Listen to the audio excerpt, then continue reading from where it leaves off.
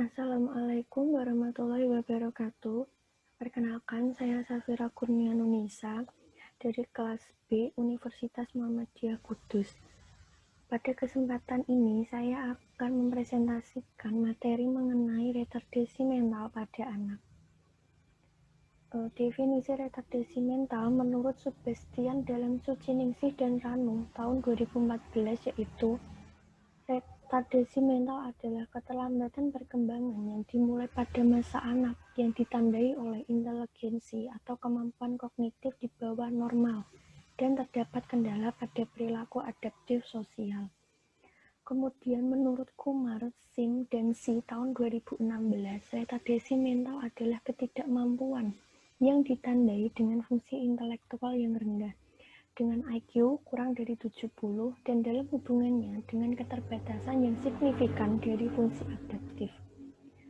Angka kejadian retardasi mental menurut kriteria yaitu retardasi mental ringan terjadi 80-90% dari angka kejadian.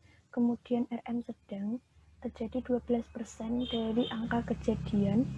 RM berat terjadi 7% dari angka kejadian dan RM sangat berat terjadi 1% dari angka kejadian retardasi mental. Kemudian etiologi.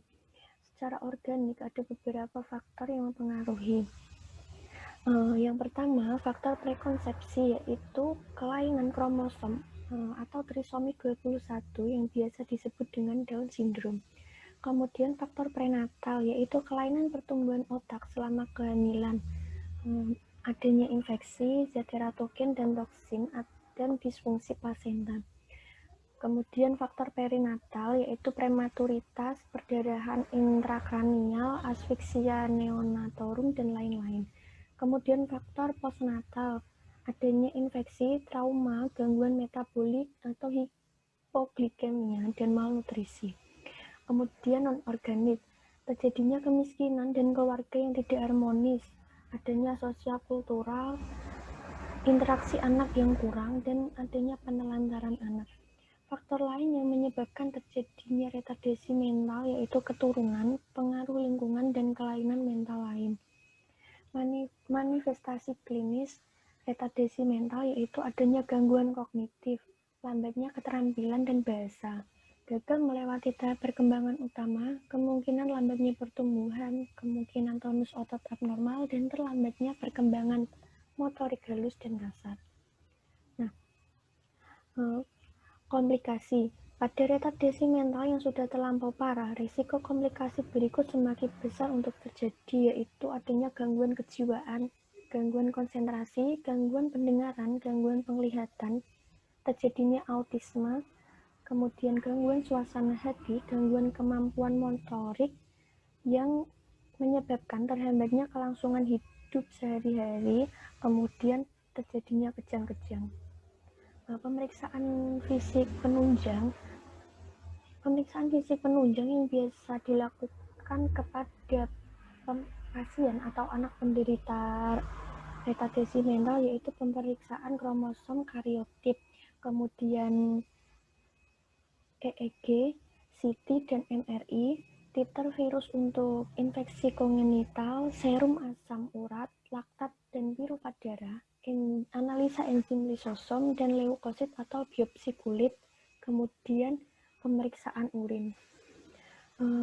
Untuk penata laksanaan ada dua yaitu farmakologi dan non-farmakologi. Untuk yang farmakologi, ketika terjadi gejala agresi, iritabilitas, dan perilaku self-harm bisa ditangani dengan obat-obat antipsikotik atipikal seperti risperidone dan clozapine. Nah, kemudian gejala-gejala hiperaktif dan ADHD pada pasien dengan retardasi mental bisa diatasi dengan metilfenidat dan klonidin. Untuk gejala-gejala depresi bisa diberikan obat antidepresan seperti fluoxetine, paroxetine, dan sertraline. Kemudian untuk pasien yang menunjukkan gejala gerakan-gerakan stereotipik bisa diberikan obat antipsikotik tipikal seperti haloperidol dan chlorpromazine. Kemudian yang non-farmakologi bisa dilakukan fisioterapi dengan memberikan terapi perilaku dan CBT atau cognitive behavior therapy. Diagnosa keperawatan yang mungkin muncul pada penderita retardasi mental yaitu 1. Gangguan pertumbuhan dan perkembangan berhubungan dengan kelainan fungsi kognitif. Kemudian gangguan komunikasi verbal berhubungan dengan kelainan fungsi kognitif. Kemudian risiko cedera berhubungan dengan perilaku agresif atau ketidakseimbangan mobilitas fisik. Kemudian gangguan interaksi sosial berhubungan dengan kesulitan bicara atau kesulitan adaptasi sosial. Kemudian gangguan proses keluarga berhubungan dengan memiliki anak retardasi mental. Selanjutnya, defisit perawatan diri berhubungan dengan perubahan mobilitas fisik atau kurangnya kematangan perkembangan.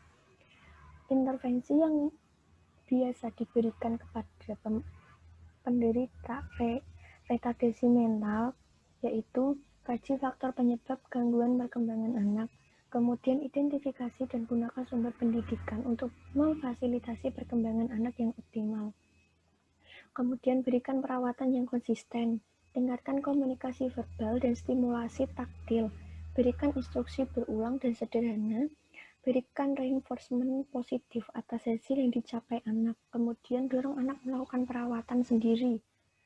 Kemudian manajemen perilaku anak yang sakit, dorong anak untuk melakukan sosialisasi dengan kelompok dan ciptakan lingkungan yang aman. Sekian materi yang dapat saya sampaikan. Apabila ada kesalahan dan kekeliruan, saya mohon maaf. Terima kasih atas perhatiannya. Wassalamualaikum warahmatullahi wabarakatuh.